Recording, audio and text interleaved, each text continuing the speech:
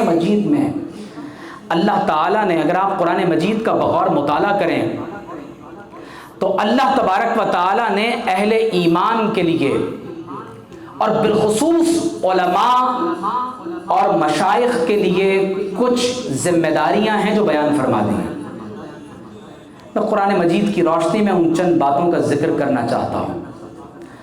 امر بالمعروف، نہی عن المنکر، دعوت الی اللہ، دعوت الی سبیل اللہ، دعوت الی الرسول صلی اللہ علیہ وسلم، ابلاغ، تبلیغ، جہاد بالقرآن، تذکیر بالقرآن، انذار اور تبشیر۔ یہ وہ بنیادی اصطلاحات ہیں جو میں نے قرآن کی روشنی میں آپ کے سامنے رکھی ہیں۔ آپ جب باطل کے مقابلے میں کھڑے ہوتے ہیں تو آپ کا ٹول کیا ہونا چاہیے؟ دیکھیے، جس دور میں ہم جی رہے ہیں یہ کنونشنز اور معاہدات کا دور ہے۔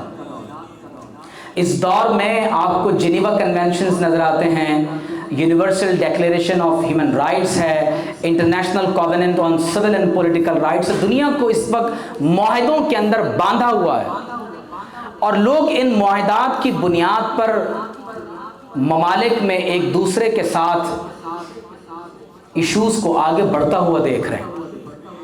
تو کیا اہل اسلام اپنے فرقوں کی بنیاد پر،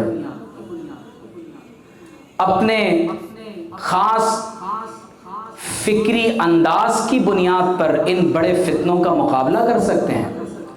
بلکہ میں مزید آگے بڑھ کر آپ سے کہتا ہوں کہ کیا ہم جس فکری خول میں بند ہو چکے ہیں اور جس طرح ہم نے قرآن اور صاحب قرآن کی براہ راست تعلیمات کو ترک کر دیا، تو کیا ان عالمی طاقتوں کا آپ مقابلہ کر سکتے ہیں؟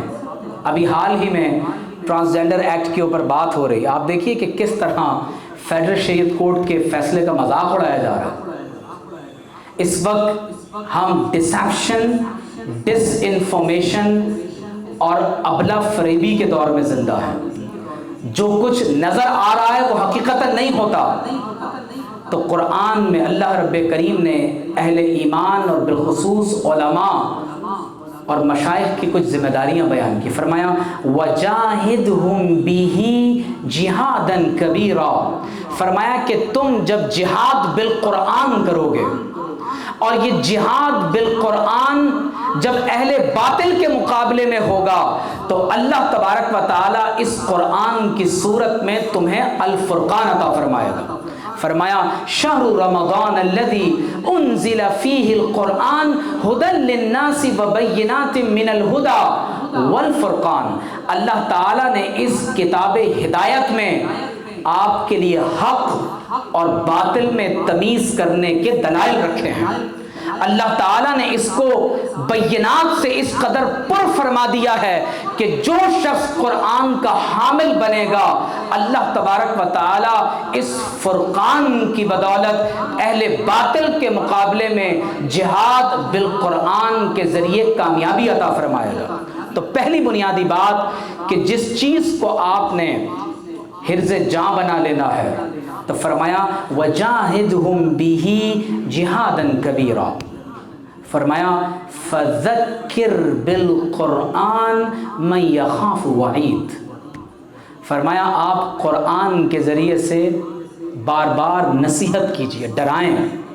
فَذَكِّرْ بِالْقُرْآنِ مَنْ يَخَافُ وَعِيدٍ، جو اللہ تبارک و تعالیٰ کی وعید سے ڈرنے والا ہو۔ تو جہاد بالقرآن، تذکیر بالقرآن۔ قرآن مجید میں جہاں اللہ رب کریم نے فرمایا کہ ادعو الی سبیل ربک بالحکمۃ والموعظۃ الحسنہ، تو کہا گیا کہ بہترین نصیحت دراصل اللہ تبارک و تعالیٰ کا کلام مجید ہے۔ تو یہ موعظہ حسنہ ہے، یہ کتاب مبین ہے، کتاب عظیم ہے، کتاب مبارک ہے۔ اللہ تعالیٰ نے اسے ہدایت بنایا ہے، یہ بشرا اور رحمت ہے، اور پروردگار عالم نے اس کتاب ہدایت کو اس لیے نازل فرمایا ہے کہ یہ ہمیں کفر کے ظلمات سے ایمان کے نور میں لا کر کھڑا کر دیتی ہے۔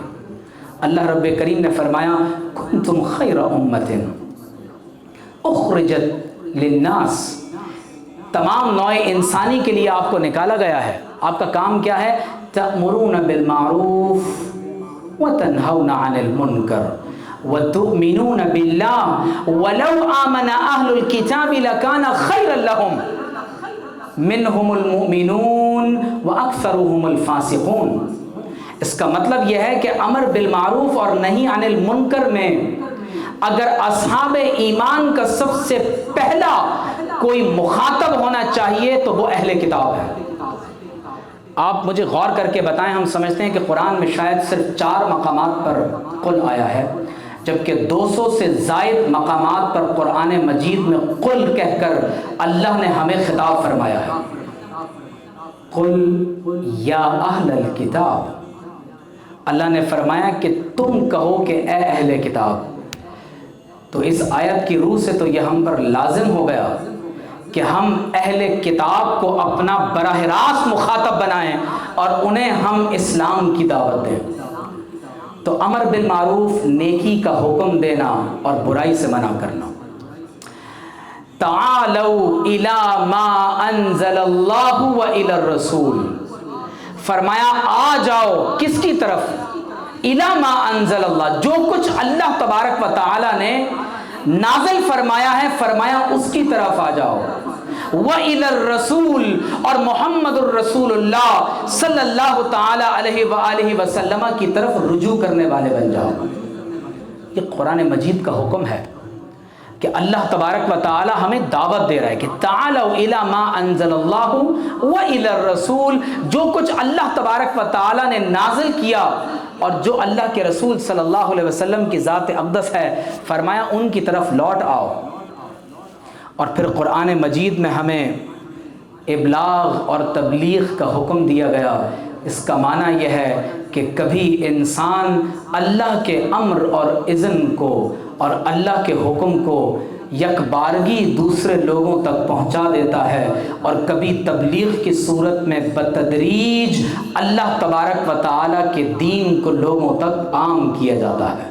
اسی طرح انذار اور تبشیر، یہ قرآن مجید کے وہ 2 ایسے بڑے پہلو ہیں کہ جن کو مختلف مقامات پر قرآن مجید میں بالتفصیل بیان کیا گیا۔ امام بیہقی نے حضور علیہ الصلوۃ والسلام کی ایک حدیث نقل کی ہے، اور یہ وہ بنیادی لائن آف ایکشن ہے جو حضور علیہ الصلوۃ والسلام نے براہ راست علماء کو اور مشائخ کو، امت کے ہر فرد کو عطا فرمائی ہے۔ توجہ کیجئے گا، فرمایا یحمل ھذا العلم من کل خلف عدولہ، دولت میں ارتکاز ہو سکتا ہے، اللہ کا قانون یہ ہے کہ علم میں کبھی ارتکاز نہیں ہوتا۔ ہو سکتا ہے کہ آپ دولت میں اپنے بچوں کو، اپنی اولادوں کو آپ اپنی زندگی کی پوری جمع پونجی عطا کر دیں، یہ سارے حصے اگر آپ 16 پہ کر دیں گے تو ہمیں آسانی ہو جائے گی۔ تو آپ اندازہ کیجئے کہ دولت میں تو ارتکاز ممکن ہے کہ ایک خزانہ دوسرے شخص تک منتقل ہو جائے، لیکن اللہ کا قانون یہ ہے کہ علم میں کبھی ارتکاز لازمی طور پر نہیں ہوتا۔ بہت بڑے بڑے علماء اور مشائخ ہیں، ان کی اولادوں کو آپ دیکھیں، وہ علم اور عمل سے بہت دور آپ کو نظر آتے ہیں، اور بعض ایسے مشائخ بھی ہیں کہ ان کی اولادیں آپ کو شب و روز اللہ تبارک و تعالیٰ کے دین کی خدمت میں مصروف نظر آتے ہیں۔ یہ بھی اللہ تبارک و تعالیٰ کا ایک نظام ہے۔ تو فرمایا یحمل ھذا العلم من کل خلف عدولہ، فرمایا اس علم کے وارثین وہ ہوں گے جو عادل ہوں، مسلمان ہوں اور متقی پرہیزگار ہوں۔ فرمایا وہ 3 کام کریں گے، 3 ذمہ داریاں دی گئیں۔ فرمایا ینفون عنہ تحریف الغالین وانتحال المبطلین وتأویل الجاہلین۔ 3 چیزوں کو ذکر کیا گیا۔ نمبر 1، فرمایا وہ غلو کرنے والے ایکسٹریمسٹ ان کی تحریف کی نفی کریں گے۔ نمبر 2، باطل پرستوں کے حملوں کو روکیں گے۔ وَتَأْوِيلَ الْجَاهِلِينَ، اور جاہل اپنے ارادے اور اپنی مرضی سے جو دین میں تعویلات کرتے ہیں، فرمایا وہ ان تعویلات کی بھی نفی کریں گے۔ آج امت مسلمہ کے نوجوانوں کے پیش نظر سب سے بڑا مسئلہ جو علماء کے لیے ہے وہ الحاد، ایتھیزم، جنسی اور معاشی حیوان بننا، اور اس وقت جس تیزی کے ساتھ لوگ نعوذ باللہ من ذالک توہین رسالت کا ارتکاب کرنے کی طرف بڑھ رہے ہیں، یہ اس وقت کا اہل اسلام میں علماء کے لیے سب سے بڑا چیلنج ہے۔ یہ عقیدے کے باب میں ہے، اور جب آپ عملی اعتبار سے دیکھیں تو سب سے بڑا چیلنج آپ کے لیے اس وقت جو آپ کے سامنے ہے وہ اپنے اسلامی معاشرت اور طرز معاشرت کی حفاظت ہے۔ 4 چیزیں وہ ہیں جن کا براہ راست تعلق آپ کی پرسنل لائف سے ہے، اور اس میں براہ راست آپ کو کسی اسٹیٹ کی انوالومنٹ کی ضرورت نہیں ہوتی۔ نمبر 1، عبادات، معاملات، خاندان اور آپ کی سوسائٹی اور معاشرت، آپ کا سوشل انٹریکشن۔ اس کے لیے براہ راست آپ کو ریاست کی ضرورت نہیں ہوتی۔ ریاست کا سبسٹینٹیو لا کیا ہے، ریاست کا پروسیجرل لا کیا ہوگا، جرائم کی سزاؤں کا بیان کرمنل کوڈ کیسے کام کرے گا، انٹرنیشنز اور انٹرنیشنل لا کیا ہوگا، اس کا تعلق براہ راست عملاً ریاست کے ساتھ ہوتا ہے۔ تو اس وقت ہمارے مشائخ اور علماء کے سامنے عملاً اگر کوئی سب سے بڑا چیلنج ہے تو وہ اسلامی ریاستوں میں اور غیر مسلم ریاستوں میں مسلم اسلامی معاشرت کی حفاظت ہے۔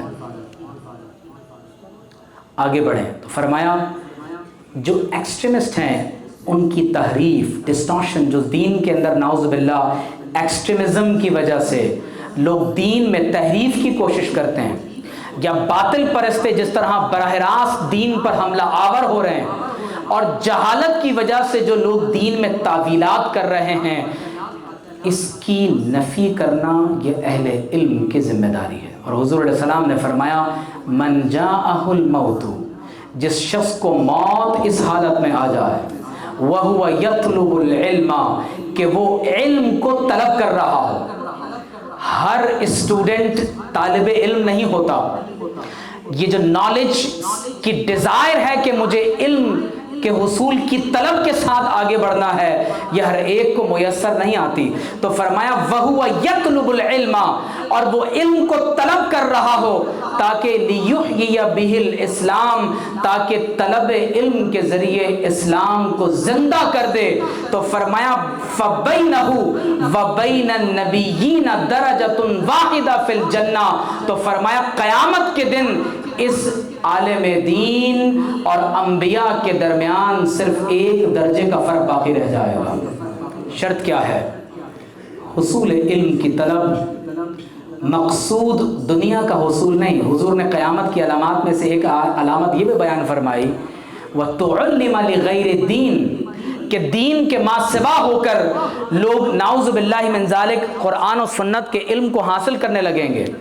تو فرمایا کہ ایسے لوگ جو دین اسلام کے احیاء کے لیے، یہ حدیث میں اصطلاح استعمال ہوئی، احیاء اسلام کے لیے جو اپنے شب و روز کو صرف کرتے ہیں، فرمایا قیامت کے دن ان کے اور انبیاء کے درمیان صرف ایک درجے کا فرق باقی رہ جائے گا۔